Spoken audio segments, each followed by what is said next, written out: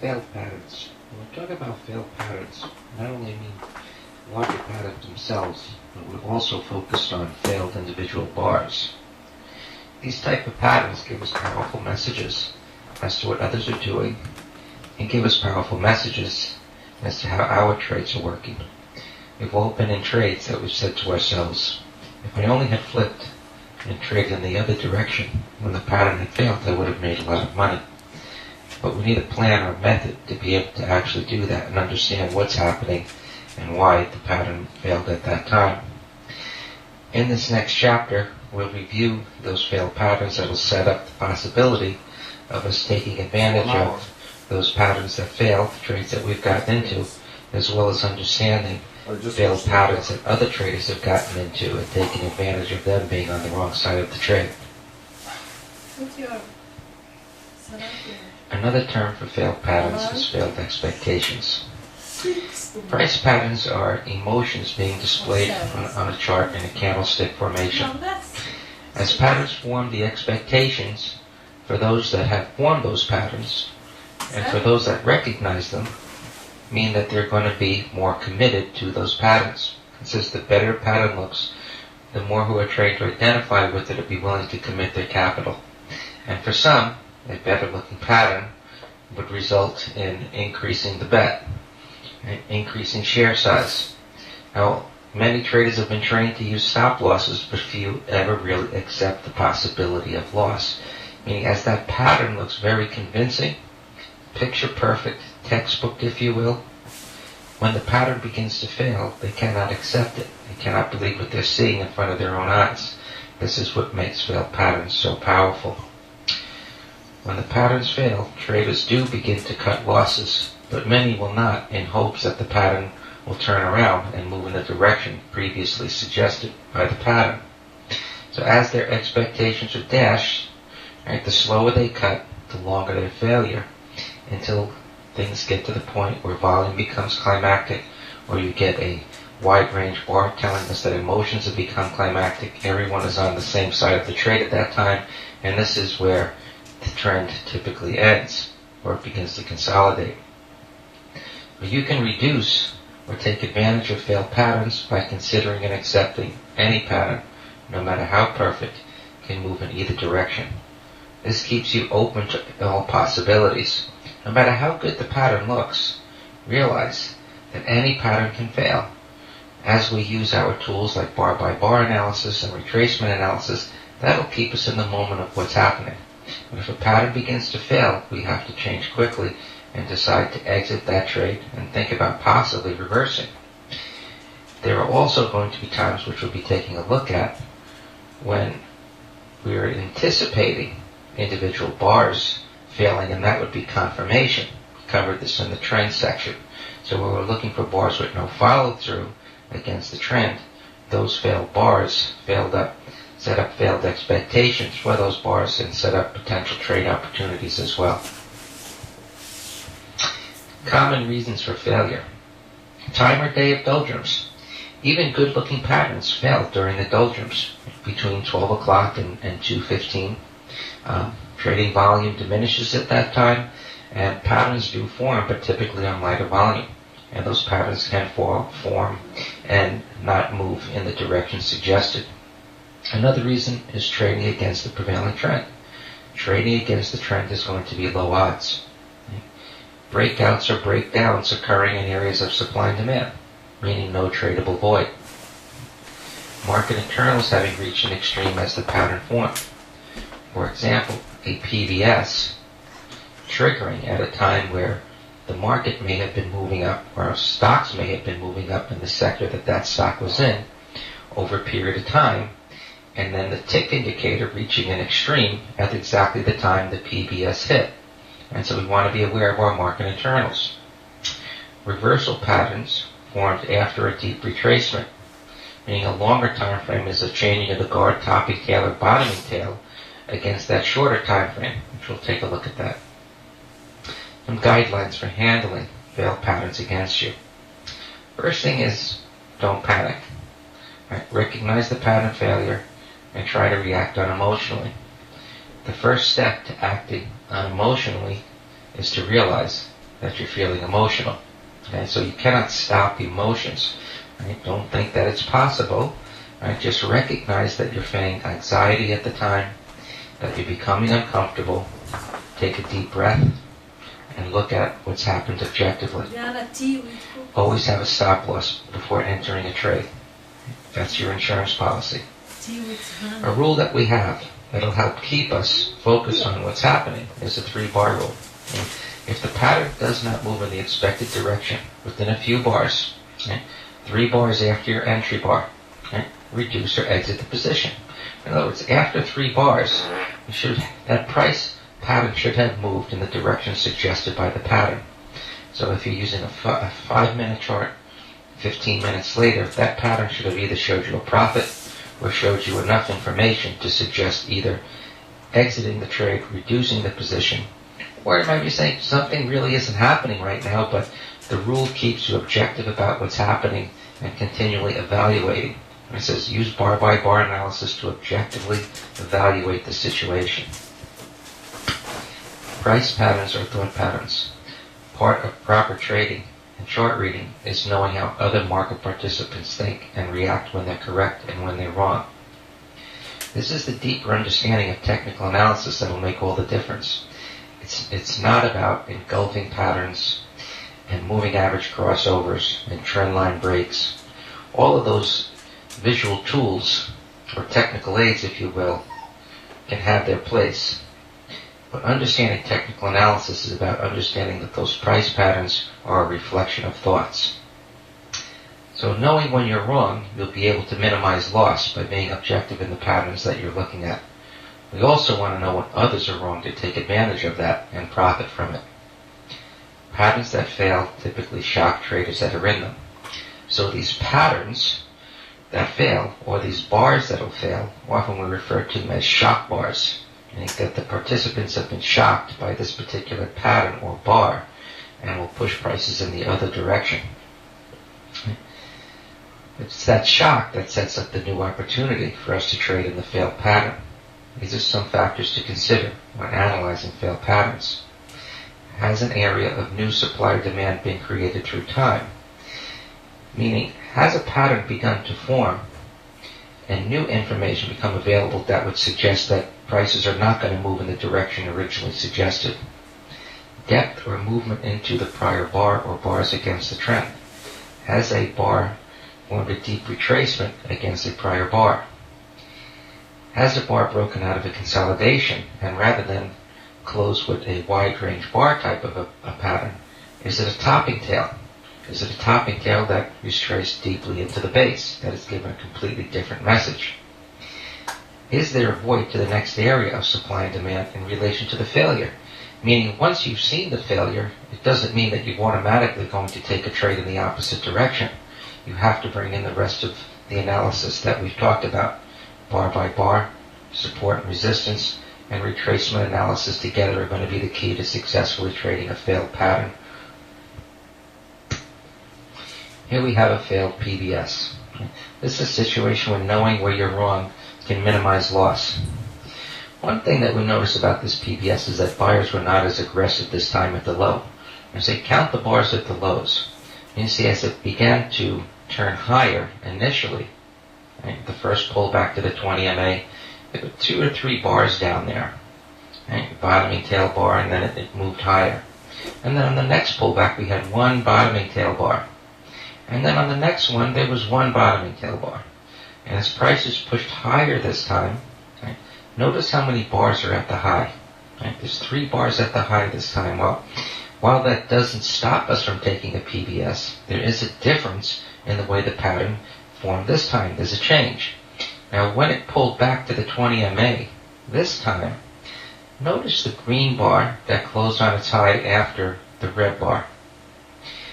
When a green bar closes on its high, we've talked about this before, that you have a bar that's closing at its high, which means demand was strong right into the end of that time period. And we choose to cut off the time where the program or our platform stops collecting the data on that bar. So by us stopping the collection of data, that doesn't mean that the demand has stopped. So prices should overcome that bar's high relatively soon, not form another red bar. Then notice the bottoming tail bar. This makes the pattern somewhat interesting in that the bottoming tail bar took out the prior bar's lows, right, and then closed out its high. We've talked about these kind of candles before. It was a longer red bar, closing down near its low, taking out the low of the prior three candles, and then closed on its high. So that is a positive development, but overall this pattern is somewhat questionable.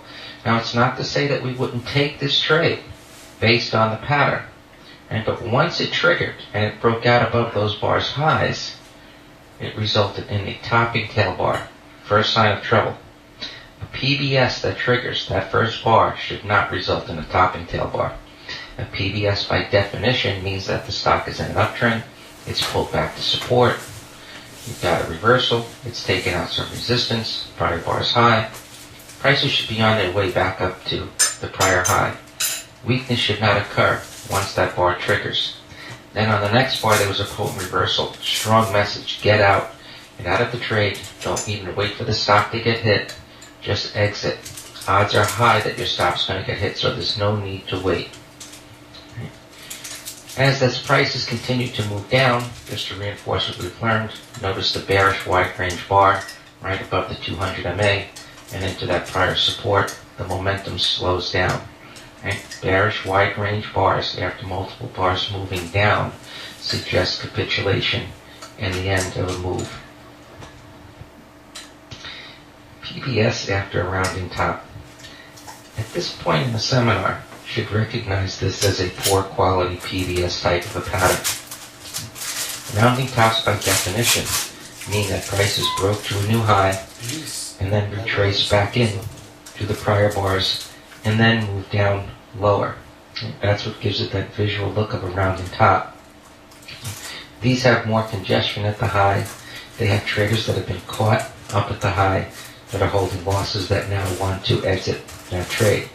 And when it pulled back, and you got those three lower highs or those several red bars down, and then it triggered above the little bottoming tail bar, it was a poor quality pattern, and it resulted in a topping tail bar. These typically result in a failure and a move down to major support. More aggressive traders should study these and learn to take advantage of them as scalping trades as prices can move down toward that area of major support once the PBS fails.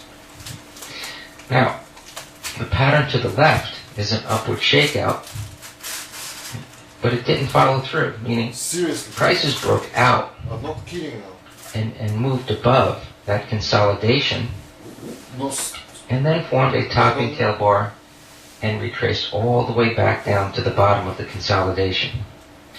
This type of pattern typically results in a break of the consolidation and a move down to a prior area of support. What this did, though, was actually build an area of demand. It went sideways, right, for about 4 or 5 bars and then began moving up. So you had an upside shakeout, and then the pattern itself, the shakeout, failed by not following through to the downside. So demand was strong, and as it started to move up, you see how it moved up in a very erratic way, meaning all of the bars formed tails on the top as it began moving up. This is where it was moving up above the 20 MA toward the rounding top high. Notice all the bars have topping tails, so every time it tried to push up, prices got pushed back down, but it never broke a prior bar's low.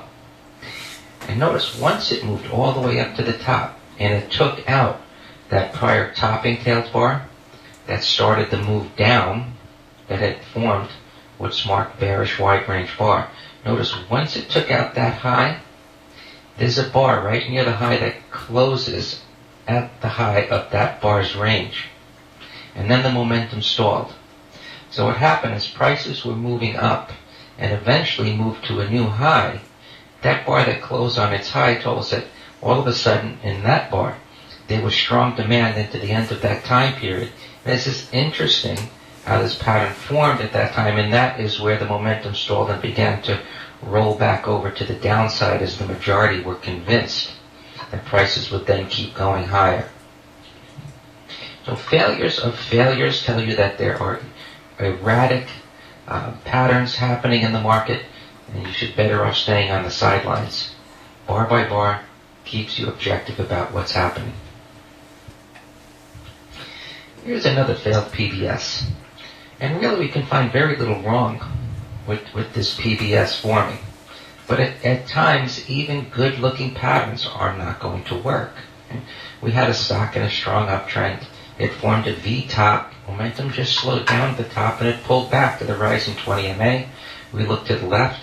There was a cluster of open and closing bars there, which acted, was the price support. There was a narrow range bar that closed on its high.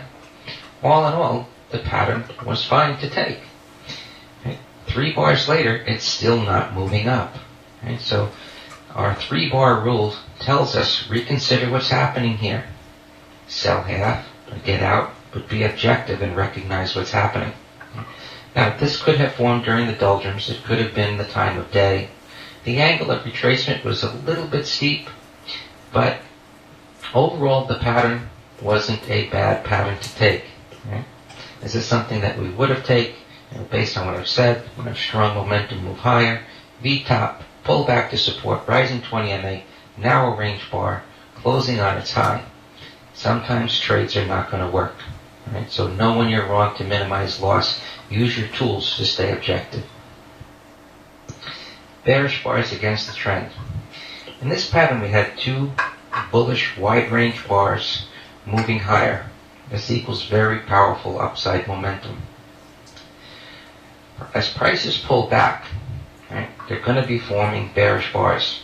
Now, as prices pull back, and you see in the red oval there with the arrow pointing toward it, there was a large red bar closing near its low, suggesting that prices would move lower. Okay. These type of bars typically are going to be ignored. Realize that as bars are moving down, that prices are going to turn higher from bearish bars. Typically going to happen as it reaches an area of price support. So in this example, prices had gapped up into that bearish candle. That was your signal. Now while you don't know the close, at the close of that bar, it confirms that that bearish bar is being ignored. Put that in the context of the 2 prior bullish wide range bars moving up. It suggests that prices are going to move higher at that time. Okay. Now one of the ways we can find these type of patterns is to scan the gap list. Right? That gap list that we look at every morning, looking for those stocks that are gapping up in the morning, at the end of the day and see how they closed. So this stock had gapped up significantly against that bearish bar. It closed strongly. It sets up failed expectations for that bearish bar. We look for a resumption of that powerful momentum that was ignited by those 2 bullish wide range bars. And I will just look for prices to move higher from there. Here's another bearish bar against the trend. Now this one is an extremely large bearish bar, much larger than the bars that preceded it. This type of a bar, after multiple bars moving higher, causes oscillators to give sell signals. Oscillators become overbought based on their interpretation of price movement, and then roll back over with large bars like this. This type of a bar has a large difference between the closing price and the prior bars. This is what will pull those oscillators over them, giving them that hook formation of rolling over from an overbought area. This raises bearish expectations. This reinforces why we do not trade against the trend unless climactic. Also, prices consolidated. As bearish as that bar was, prices consolidated at the bottom of it and then began to move up. Within that consolidation, notice the bar just prior to prices beginning to move up. Right? You had a green bar closing at its high, and then a bottoming tail bar that closed at its high. Now, bar by bar analysis was telling you that demand was picking up. Note the large red bar in the middle of the consolidation, followed by a slowing momentum candle. There was no follow through. Then the green bar closing at its high. This tells you that demand was building up. There was strong demand for the stock. Odds are it was going to continue to go higher. Now, while a big red bar like that does create uncertainty, bar-by-bar analysis tells you that this was an opportunity for others that wanted to accumulate that stock and didn't care how it came down. It just took some time to alleviate that uncertainty. Bar-by-bar analysis allows you to keep monitoring what's happening and staying with that bullish trend. Bearish bars being negated are a signal for long entries.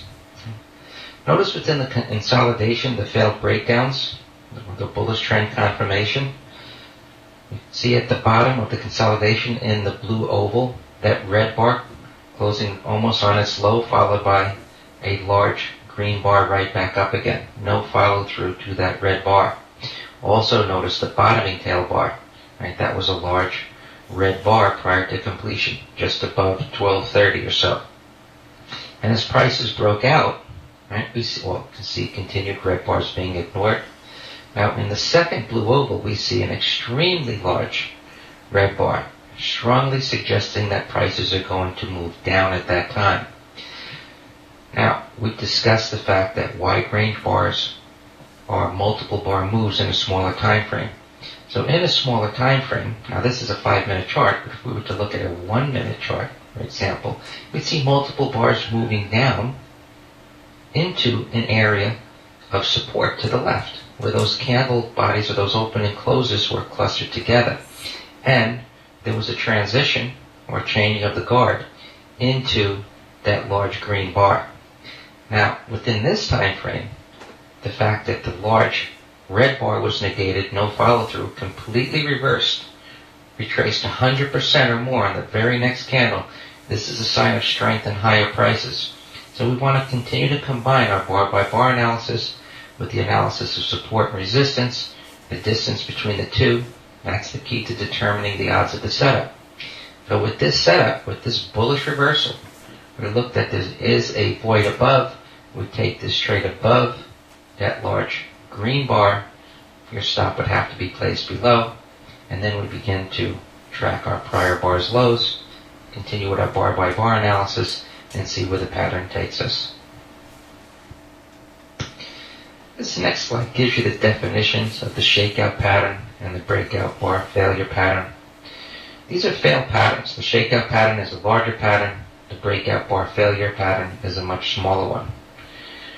They're both giving you the same message. The pattern is not continuing in the direction suggested, or the trend is not continuing in the direction that it was moving in. One is a larger failure, the other is a smaller. Let's take a look. Here's the shakeout. This is a downward shakeout. And these downward shakeouts candles remove supply, meaning as prices are moving lower at that time, more sellers are coming into the stock. Right? It also has the potential to increase demand once the pattern fails. We can assume that there are those that are also shorting, and when the pattern fails, their short covering will add to the demand to potentially drive prices higher. So the continuation lower increases bearish expectations. Now, as prices continue to move down, they reverse right back up again. Notice the large green bar after the bottoming tail bar at the low. One other thing to take note of, it's not displayed on the chart, but something to consider with a pattern like this is, was there climactic volume on the bottoming tail bar? Was there committed volume on the large green bar after the bottoming tail bar? This analysis will reinforce the existing pattern that's forming, and volume is something to offer additional information to price information. Now with the pattern, it retraced all the way back up into the consolidation to the left. This is what we're looking for with the shakeout pattern. We want to see it retrace 80 to 100% into the prior consolidation and then move sideways, absorbing that supply. The congestion that's to the left are traders that are holding losses, right, that bought there, and now that supply is being absorbed by the pattern moving sideways. So we are not looking for a pattern that makes a V bottom and then trades directly above that consolidation. Right? We wouldn't buy after a greater than 100% retracement. That type of a pattern, we wait for a pullback to buy. With this type of a pattern, a consolidation, in an area of price resistance, we look to buy a breakout. And within a consolidation, we're looking for a candle within that consolidation toward the end of it to close near its high. Now the consolidation on the right should be somewhat equal to the consolidation on the left. Right? Meaning, if you have 10 bars on the left, right, the consolidation on the right should be more than 3 or 4 bars. And it doesn't have to be exactly the same, but we want to have something relatively close. Right? Now, the move down, the momentum move down created the price void above. This is what creates the opportunity, right, after the downside shakeout and the consolidation for prices to move back up again. So the ability of prices to consolidate up supply is absorbing that supply, and it's a bullish indication because prices will not go down in an area of resistance. Here we have an upward shakeout. These increase supply. We had a gap down here, and so that created a void up above. And traders do look to trade gap downs, in other words, fading a gap or trading against the direction of the gap, thinking that the gap down has created a void. Prices are likely to retrace back up into that void. And they did attempt to do that. Notice the reversal on the second bar. No follow through to the first bar of the day. It retraced back up again.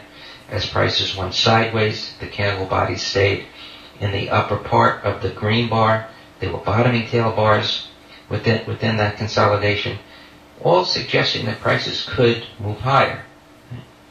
Now, as prices did break out above the consolidation, they immediately failed, and prices retraced back down into the consolidation, this forming the upward shakeout pattern.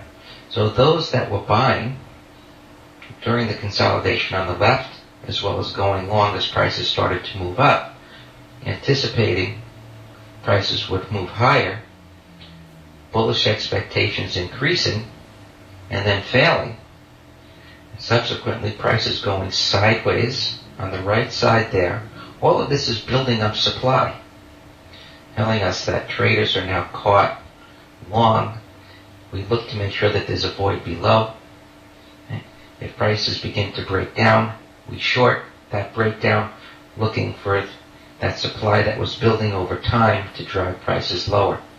Within the consolidation on the right side, note the topping tail bars, right, telling us that when it would try to move up, sellers were taking advantage of any little push to the upside to exit their positions.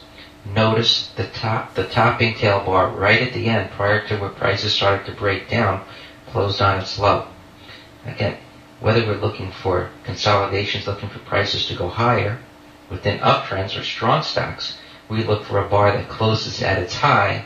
In a weak stock, we look for a bar toward the end of the consolidation, closing near its low. And the end of the consolidation should be where the right side has formed approximately an equal number of bars to what was on the left side. Doesn't have to be exact, but it's typically close. And then we're looking for that bar that closes in the direction of the trend and at an extreme.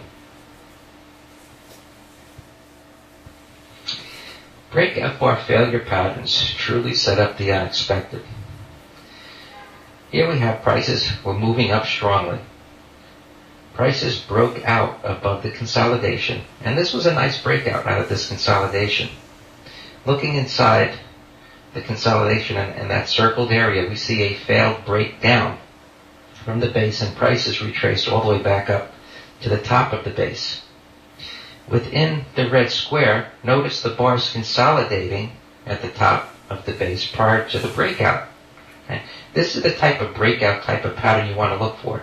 Not one that goes from the bottom of the base through the top of the base, but one that moves to the top of the consolidation and then begins to go sideways prior to moving higher. Also, notice the green bar after the red one. It took out the red bar's low and then traveled close back toward the high. And so taking out the red bar's low and also the green bar that preceded the red bar was a minor correction.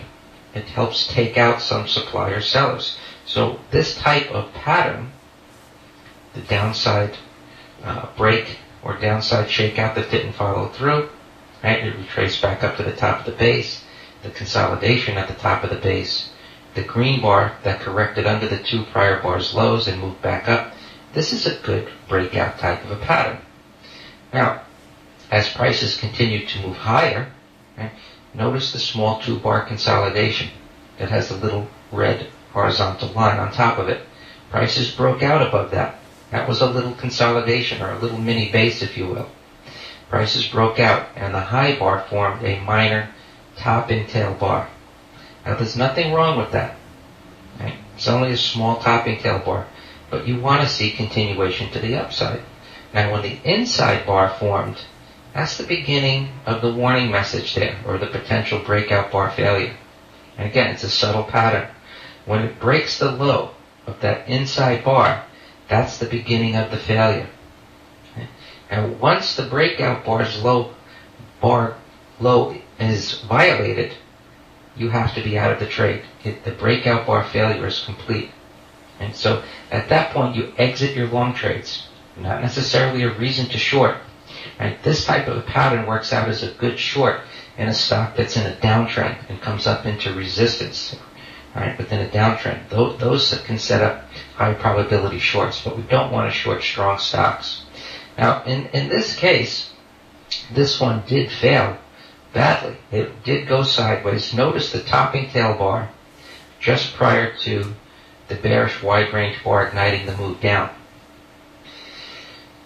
That was a little correction bar up there where it tried to go higher and then failed. This strongly suggested that sellers would come in at that point and exit long positions. Now, within this pattern, what we see here is that there's very little support.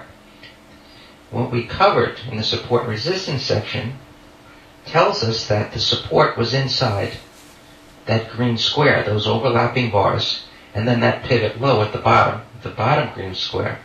That whole base is not support.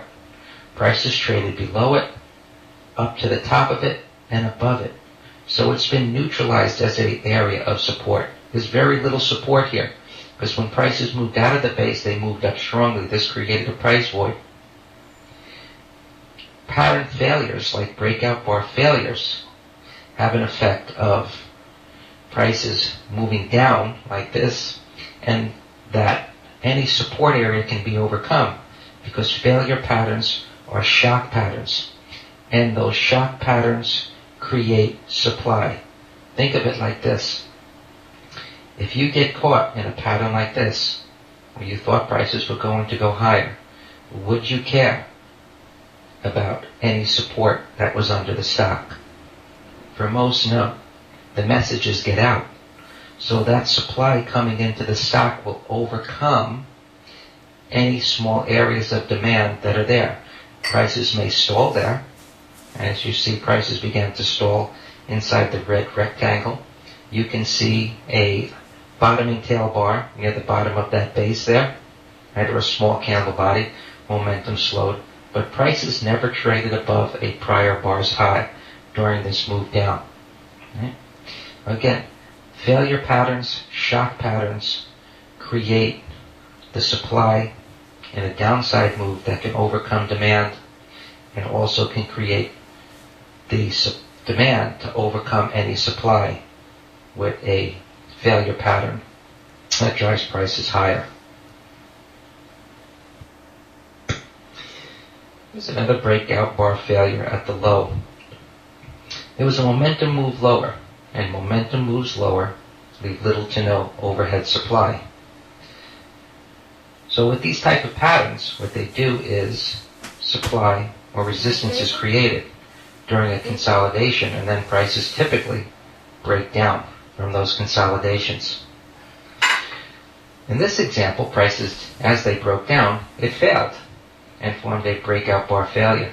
Right? Notice the minor bottoming tail bar as prices broke down right at 10:30 during a reversal period, and then formed an inside bar that closed at its high. But if you're shorting this type of a pattern, And it's not to say that you shouldn't.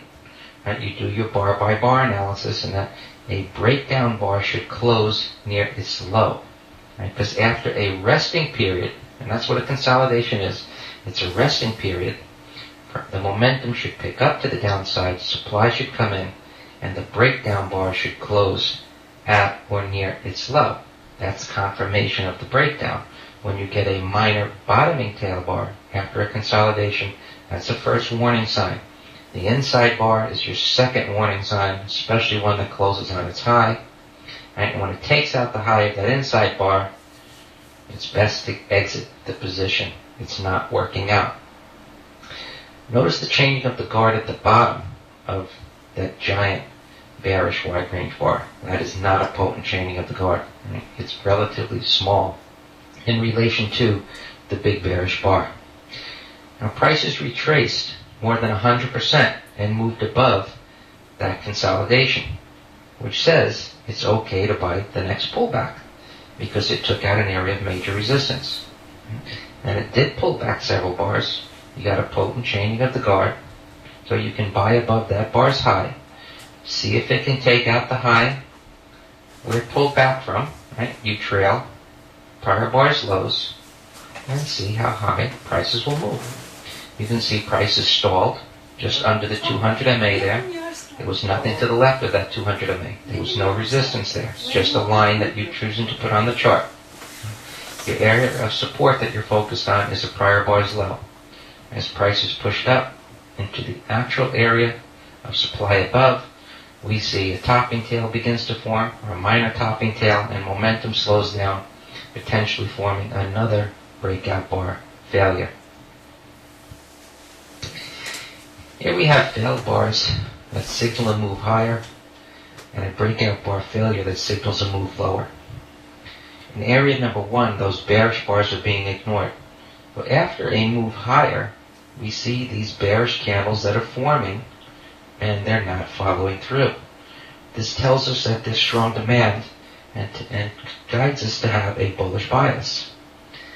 Point number 2, traders are expecting prices to follow through after the breakdown.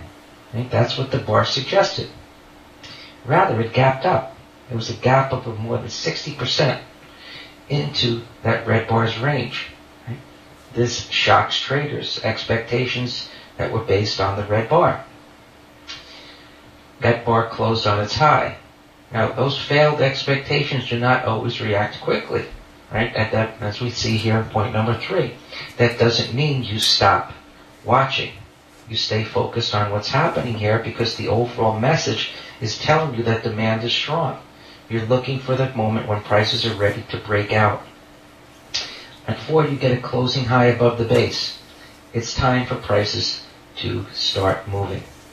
And this is what they do. As prices continue to move higher, the high here we see as they broke out again, you get a topping tail, followed by an inside bar. The beginnings of a breakout bar failure. The gap down sets up the shock. This is an excellent guerrilla type trading setup here, based on all of the analysis spoken about.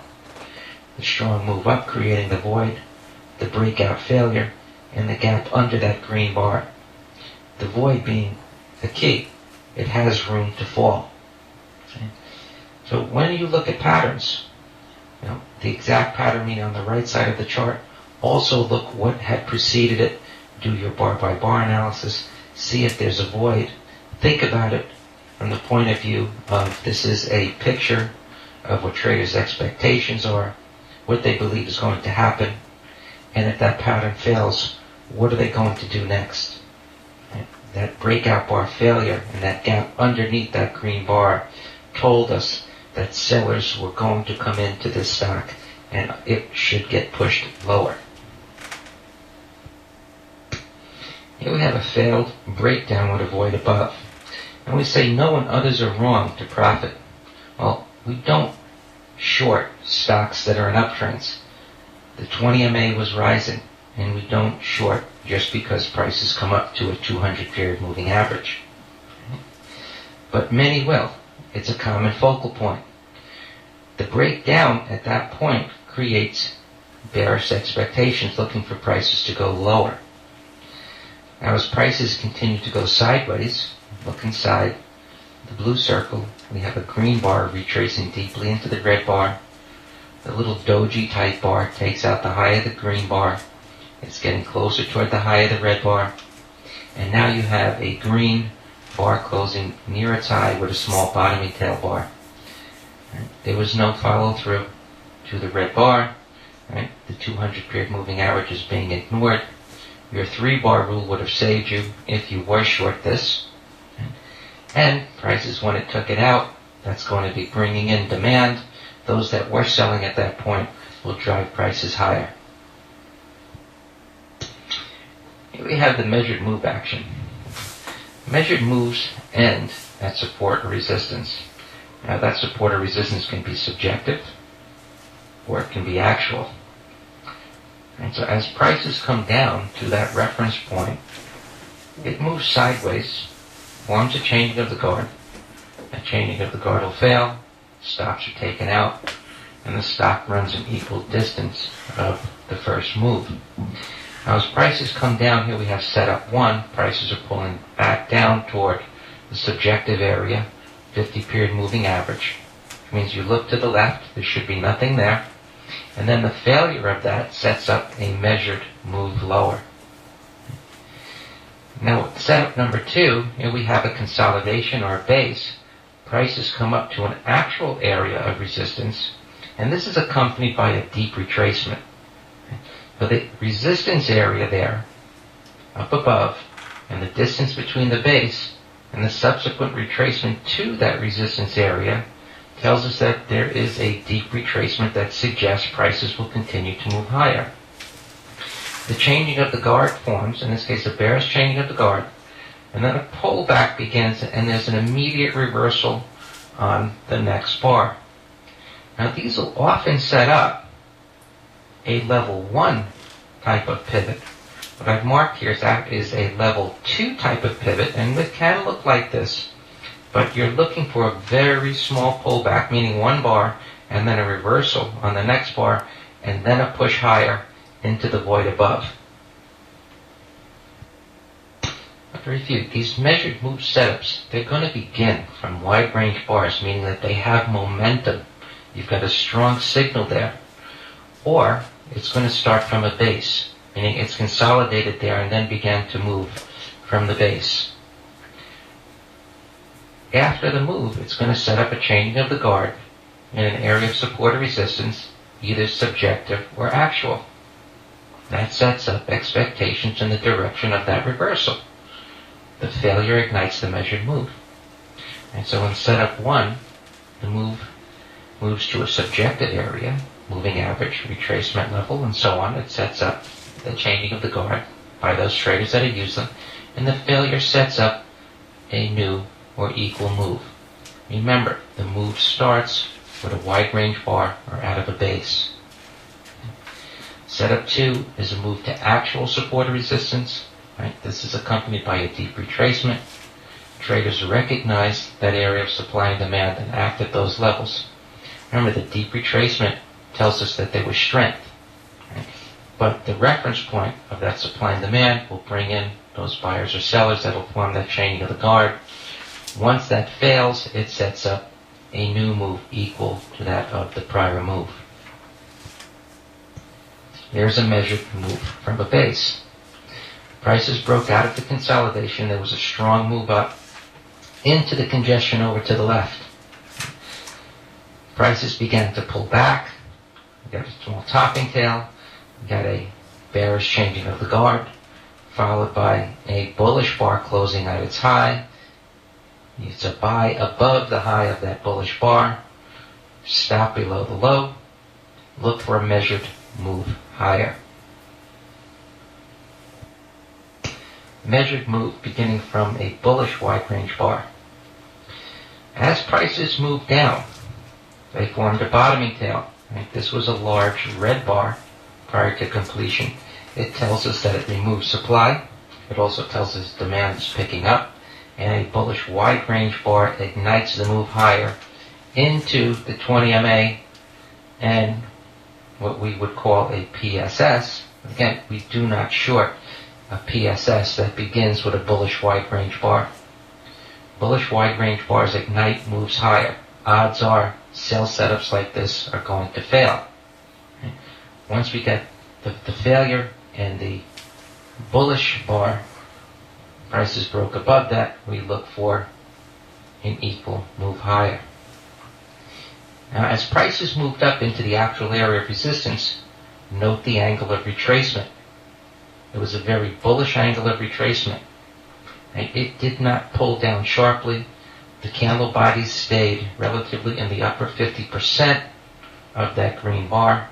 And notice at the end, there was a bottoming tail bar that closed on its high. Within a consolidation, bars that close at their high say that it's time to get going, it's time to move. You buy it above that bar's high, look for it to go higher from there, then go into trail stop mode.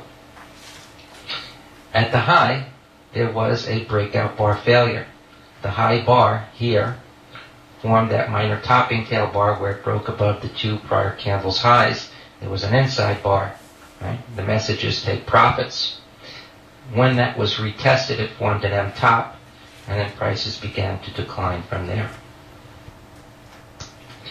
This equity had a measured move, but here we're going to combine the concept of relative strength with the concept of a measured move. At the low, as this equity was beginning to hold its area, notice the bearish wide range bar right into the bottom of that bottoming tail bar. There was no follow through. Look at what the futures were doing at that time. While the equity was holding its low, the futures were making a lower low at that time. And then the equity actually began to move up from that bearish wide range bar, up toward the high of the middle of that W type pattern, where the futures still continued to move down. And then as the futures began to move up, you saw a bullish angle of retracement there, and prices moved strongly up into the 200 MA and formed a bearish changing of the guard. So that greater than 100% retracement was an indication of strength. You don't short at a 200 MA and a bearish bar just because it's at that 200 MA. And the overall pattern was bullish. We look for a failure of the bearish bar. You see the green chaining of the guard with the bottoming tail bar, this signaling the measured move higher. The futures at that time were consolidating at resistance and then began to break higher themselves, supporting the equity, moving higher, and that measured move. Once the futures got to that 200 MA, you look to the left, you see that is in an area of a prior pivot high. Odds are the momentum is going to stall, and prices would then either pull back or consolidate. Trading against a powerful move, even after a changing of the guard, is high risk. The odds are with the power of the move. Here we have prices move down sharply out of a consolidation. They formed a bullish changing of the guard. We're not taking that as a long trade. We're waiting to see if it'll fail. Note the topping tail bar. This is a level 1 pivot high. It became a level 1 pivot high after the two bars to the right formed. But you will enter this as a short under the topping tail bar, anticipating that it'll become a level 1 pivot, the same way you enter on a PSS in anticipation that it'll become a level 4 pivot. You don't know that a high or a low will be a pivot until the bars on the right actually form. The traders buying over the bullish chain of the guard expected a tradable bounce. That's what set up the next leg down. Their supply fueling the push lower. Chart patterns are events. They draw traders' attention to them. Ones that can identify those patterns. Patterns work out great. If it doesn't, field pattern education helps us cut our losses fast and possibly profit from others' mistakes by trading that failed pattern as a new trade. Failed patterns, like any other, must always be confirmed by tradable voids, supply and demand. This analysis will help keep you out of the losing group as it forces you to recognize when the crowd is wrong.